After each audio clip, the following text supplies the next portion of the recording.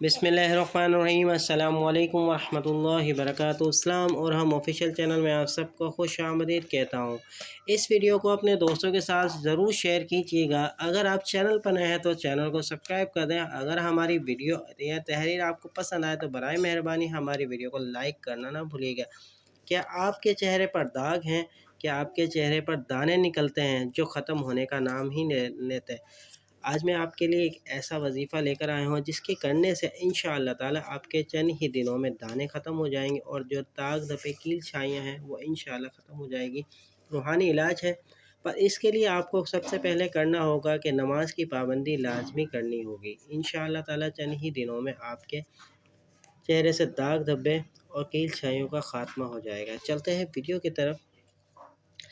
चेहरे के दाग धब्बे, इसमें इलाज से सब दूर या मुसव्विरू।